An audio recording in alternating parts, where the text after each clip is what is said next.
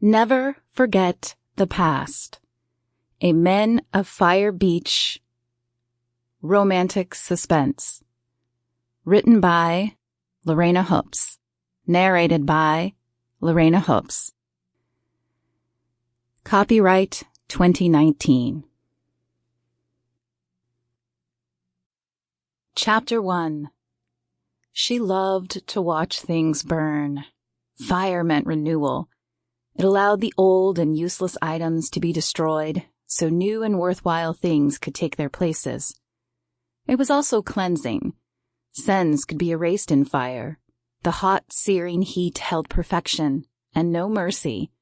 No one could escape the fire's wrath, which was why it had to be done. Some people believed that God doled out judgment, but the truth was that God was often too merciful, too full of grace. He forgave people who didn't deserve it. Therein lay the need for his angels. People who could witness the depravity of man or woman and take the necessary steps to cleanse the world. People like her. She let the match burn to her fingertips, enjoying the heat that pulsed through her hand. Some angels preferred fancier ways to fulfill their duties. The news was littered with stories of shootings, drownings. Some even used drugs. But she had always enjoyed the simplest way.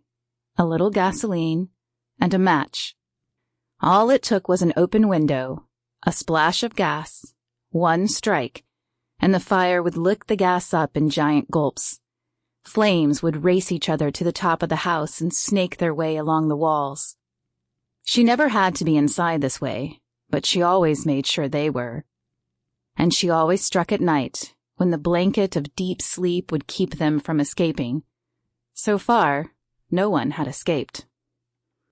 The match, a charred remnant of wood now, floated to the ground. When it landed, she placed the toe of her shoe over it and twisted, burying it into the dirt. She only ever left one. To leave any more would be tempting fate.